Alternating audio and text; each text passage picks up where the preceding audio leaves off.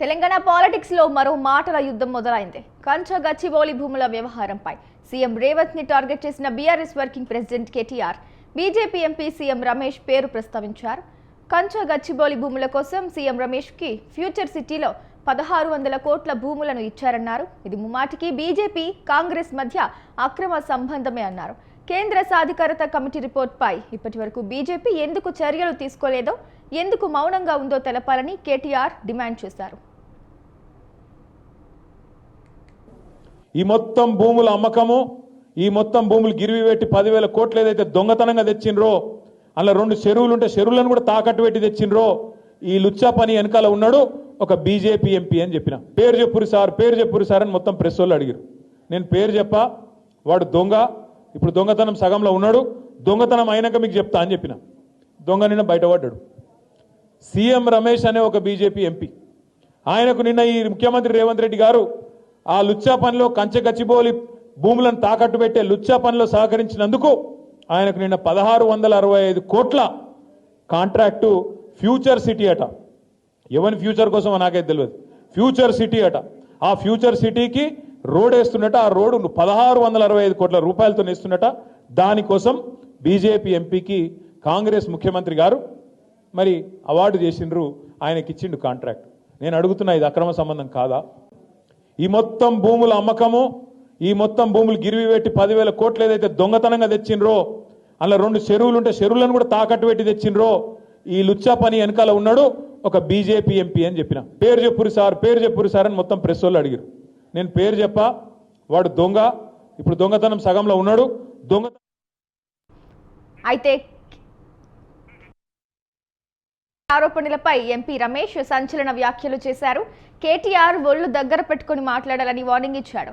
కంచి గచ్చిబౌలిలో పలు కంపెనీలపై టెండర్లు వేశాయని, అందులో తనకు ఎటువంటి టెండర్లు రాలేదని చెప్పారు. ఫ్యూచర్ సిటీలో వేసిన టెండర్లకు అన్ని నిబంధనల ప్రకారం రుత్విక్ కంపెనీకి టెండర్ వచ్చిందని క్లారిటీ ఇచ్చారు.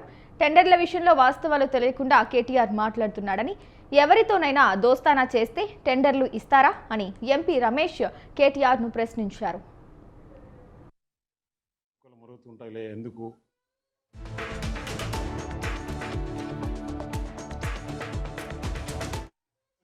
కేటీఆర్ హైదరాబాద్లో ప్రెస్ మీట్లలో, ట్వీట్లలో, సోషల్ మీడియాలో రకరకాలుగా నా పైన ఆరోపణలు చేశాడు. నేను కూడా ఏనుగు పోతుంటే కుక్కలు మరుగుతుంటాయిలే ఎందుకు అని వదిలేశాను. కాకపోతే ఎక్కువ అయిపోయింది.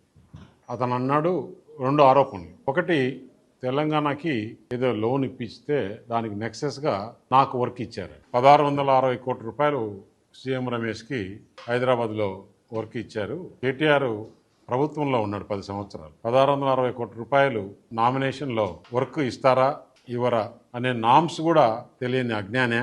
లేదు రేవంత్ రెడ్డి పైన బురద చల్లాలన్నా ఎందుకు చేస్తున్నాడు అనేది ఆలోచన చేస్తే ఇంట్లో ఒక కుంపటి తయారయ్యింది. ఏదైతే జగన్మోహన్ రెడ్డికి వాళ్ళ సిస్టర్తో ఎలాంటి ఇబ్బందులు ఉన్నాయో ఇతనికి అలాంటి ఇబ్బంది. దాన్ని డైవర్ట్ చేసేదానికా లేదంటే దేనికి? అతని ఆరోపణలో ఇంకొక విషయం కూడా చెప్పాడు. సీఎం రమేష్కు 1660 కోట్లని. నేను మొత్తం దాని డీటెయిల్స్ అని తెప్పించాను. అక్కడ రోడ్డు టెండర్ జరిగితే దాదాపు 5-6 మంది పోటీ వేశారు. పోటీ వేసిన దాంట్లలో Ritwik projects, Megha engineering, L&T, Raghava, ఇంకా 1-2 కంపెనీలు ఉన్నాయి. అది కూడా 1-2 ప్యాకేజీలు అయితే, ఒకటి L&Tకి, ఒకటి రిత్విక్కి L1 అయ్యి. గత 2-3 రోజులుగా కేటీఆర్ హైదరాబాద్లో. ఇదే సమయంలో ఢిల్లీలో కేటీఆర్ తన ఇంటికి ఎందుకు వచ్చారో క్లారిటీ ఇచ్చారు. కేటీఆర్, కవిత సహా బీఆర్ఎస్ నేతలు ఢిల్లీలోని తన ఇంటికి ఎందుకు వచ్చారో మర్చిపోయారా అని ప్రశ్నించారు. వారిపై వివిధ వ్యవహారాల్లో విచారణలు జరగకుండా చూడాలని కేటీఆర్ అడగడం వాస్తవం కాదా అని ప్రశ్నించారు. ప్రభుత్వంలో ఉన్నారు 10 సంవత్సరాల ప్రభుత్వంలో మీరు దాదాపు 6-7 లక్షల రూపాయలు అన్ని డిపార్ట్మెంట్స్ కలిపి వర్కులు జరిగాయి. అంటే ఒక కాళేశ్వరమే 1,00,000 కోట్లు. అలాంటివి మీ వాటరు గురించి జలమిషన్ అని చేశారు తెలంగాణలో, అది ఒక 30,000. రకరకాలుగా రోడ్స్ కానీ ఎలక్ట్రిసిటీలో కానీ అన్ని రకాలుగా 4-5 లక్షల కోట్ల పైనే 10 సంవత్సరాల్లో వర్కులు చేశారు. అంటే ఎనీ ప్రభుత్వము ఒకరికి వర్క్ ఇవ్వాలంటే 5 లక్షల రూపాయలు మించి నామినేషన్లు ఇచ్చేదానికి లేదు. అంటే నువ్వు ఇంతకుముందు ఇచ్చిన వాటిని అలాగనే ఇచ్చావా? ఇన్ని వర్కులు నీ ఇష్టంతో నువ్వు ఎవరనుకుంటే వాళ్ళకి ఇచ్చేసావా? దానికి ఒక ప్రాసెస్ ఉంది. టెండర్లు పిలుస్తారు. ఎవరు తక్కువ కోట్ చేస్తే వారికి ఇచ్చే ఆ మాత్రం జ్ఞానం కూడా లేకుండా నాకు రేవంత్ రెడ్డి తెలంగాణ ముఖ్యమంత్రి స్నేహితుడని నాకు వర్క్ ఇచ్చినారని చెప్పేదానికి అయింది కదా. మరి మీరు ప్రభుత్వంలో ఉన్నప్పుడు ఇదే రిత్విక్ ప్రాజెక్ట్స్ తుపాకులు కూడా 2,000 కోట్ల రూపాయలు పనిచేసి అప్పుడు మీరు ఇచ్చారా? ఏం మాట్లాడుతున్నావు? ఎందుకు మాట్లాడుతున్నావు? నువ్వు ఒక 4-5 నెలల కిందట కవిత ఢిల్లీలో జైల్లో ఉన్నప్పుడు నువ్వు ఢిల్లీకి వచ్చి బీఆర్ఎస్ నాయకులపై విచారణలు జరగకుండా చేస్తే పార్టీని బీజేపీలో విలీనం చేస్తానని తనతో చెప్పింది నిజం కాదా అని ఎంపీ రమేష్ ప్రశ్నించారు. కేటీఆర్, కవిత సహా బీఆర్ఎస్ నేతలు తన ఇంటికి వచ్చి అడిగినందుకే బీజేపీ పెద్దలతో మాట్లాడానని, బీఆర్ఎస్ పతనమైన పార్టీ కావడంతో పార్టీలో కలుపుకునేది లేదని బీజేపీ చెప్పిందని ఎంపీ రమేష్ సంచలన విషయాలను చెప్పాడు. బీఆర్ఎస్ విలీనానికి బీజేపీ ఒప్పుకోలేదని కక్షగట్టి కేటీఆర్ తనపై ఇలాంటి ఆరోపణలు చేస్తున్నాడని సీఎం రమేష్ ఆగ్రహం వ్యక్తం చేశారు.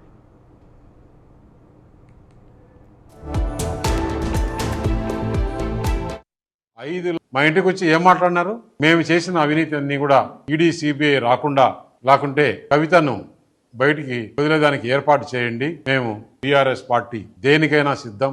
మేము బీజేపీలో మెర్జ్ చేయాలన్నా కానీ, బీజేపీతో అలయన్స్ పెట్టుకోవాలన్నా కానీ దేనికైనా సిద్ధం. అంటే నేను తీసుకునే నిర్ణయం కాదు, పెద్దలతో మాట్లాడి చెప్పాలని. పెద్దలతో మాట్లాడిన తర్వాత మనం ఎలక్షన్స్ లో ఏం చెప్పాం? ఈ బీఆర్ఎస్ పార్టీ అవినీతి పార్టీ, దీంతో కలిసే సమస్య లేదు. అయినా కూడా బీఆర్ఎస్ పని అయిపోయింది. పార్లమెంట్ లో ఒక సీట్ రాలేదు, గవర్నమెంట్ లేదు, ప్రజలు వాళ్ళని చీకొట్టారు. అటువంటి వాళ్ళతో మనం కలిసే సమస్య లేదని చెప్పిన తర్వాత నువ్వు ఎంత బాధపడి ఎంత చేశావు? అసలు రాజకీయంగా నువ్వు ఏ విధంగా ఎమ్మెల్యే అయినావు తెలుసా? ఆ రోజు టీడీపీ, టీఆర్ఎస్ అలయన్స్ లో నేను నీకు చేసిన మేలు మర్చిపోయావా? ఆ రోజు నువ్వు 300 ఓటుతో గెలిచావు. ఏ విధంగా గెలిచావో నాకు తెలుసు. ఎందుకు నేను వచ్చినప్పుడు అడిగా, ఎందుకు మీరు రాజకీయంగా కరెక్ట్ గా పోవట్లేదు?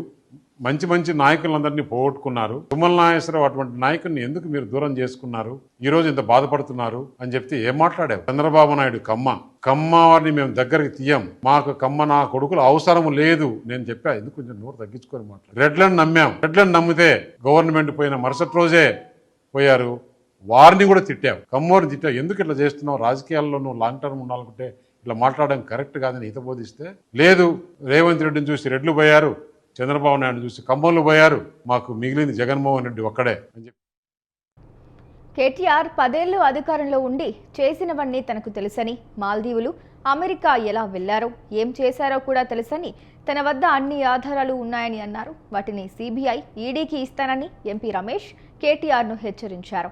రాబోయే ఎన్నికల్లో తెలంగాణలో బీజేపీ, టీడీపీ, తెదేపా కలిసి పోటీ చేస్తాయన్న భయంతో కేటీఆర్ అసత్య ఆరోపణలు చేస్తున్నారని అన్నారు.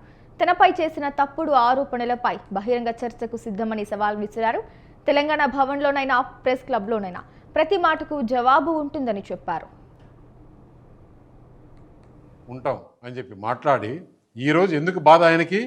రేపు మళ్ళీ బీజేపీ, టీడీపీ తెలంగాణలో ఏమన్నా అలయన్స్ పెట్టుకుంటారేమో, పెట్టుకుంటే బీఆర్ఎస్ పుట్టగతులు ఉండవు అనే ఉద్దేశంతో నా పైన, అది బీజేపీ టీడీపీ పొత్తు పెట్టుకుంటుందనే ఉద్దేశంతో నీకు ఎక్కడో భయం పుట్టుకొని కాంగ్రెస్ బీజేపీ నెక్సెస్ అంటాడు.